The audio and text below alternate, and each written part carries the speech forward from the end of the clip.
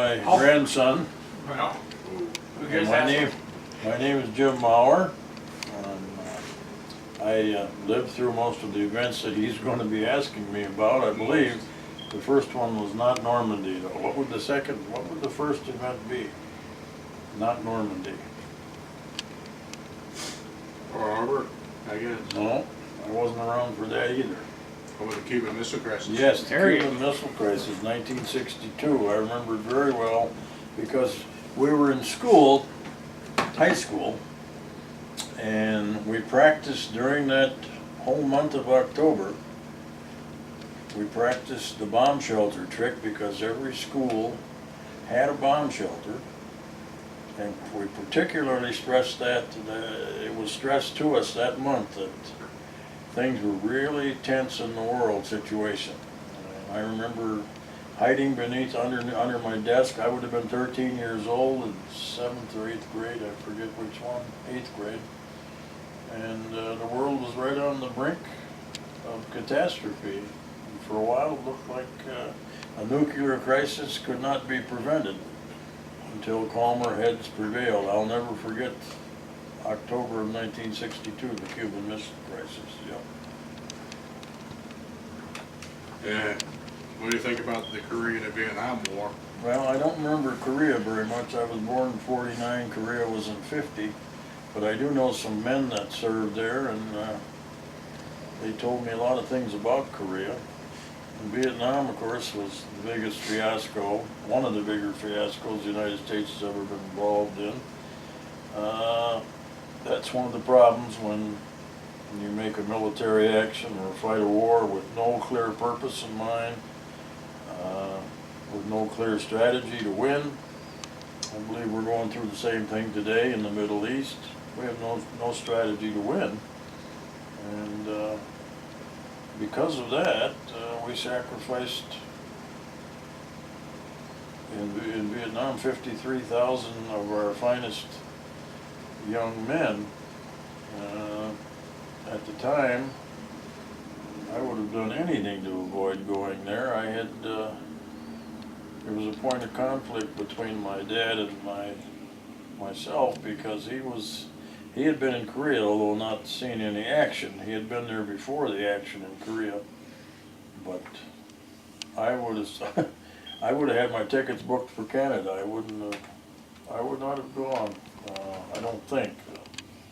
Fighting a war that really had no purpose, no end, and no strategy for victory. So obviously it was a political war, and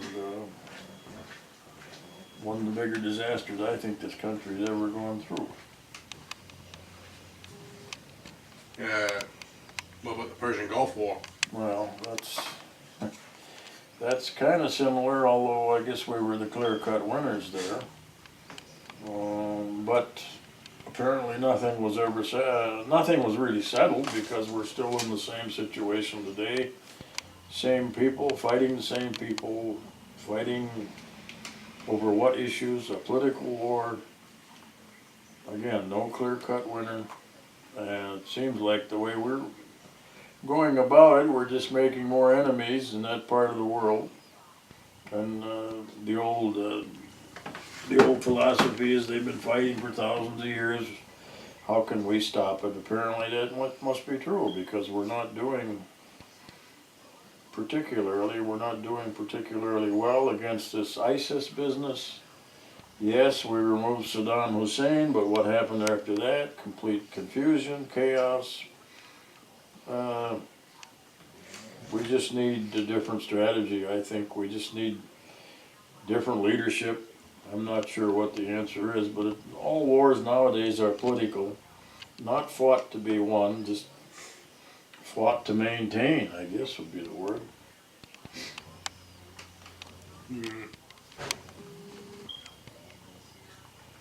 Well, you already gave quite a bit of information about the whole Cuban Missile Crisis then, so now you're going to bother asking about the Cold War.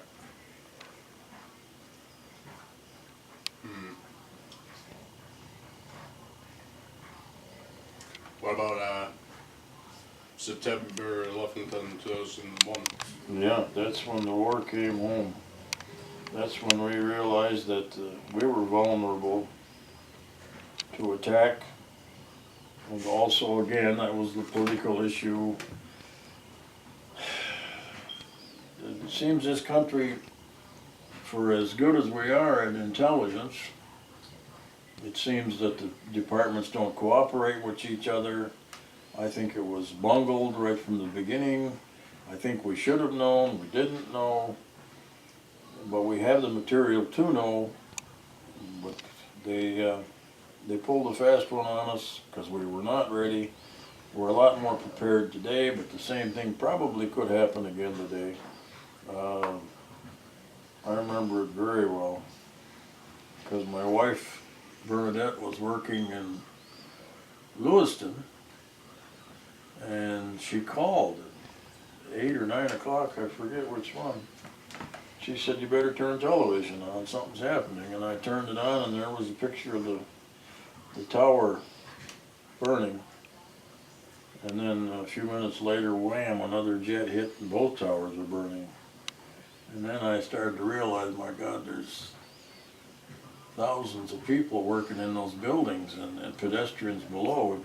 We probably could have lost 10 or 20,000 people instead of just 3,000, which is a big number anyway, but it could have been a lot worse. Again, it brought a whole lot of things home to the American public again. We're vulnerable. Okay? Yeah. Yeah, I think that's just about it. Mm-hmm. Okay.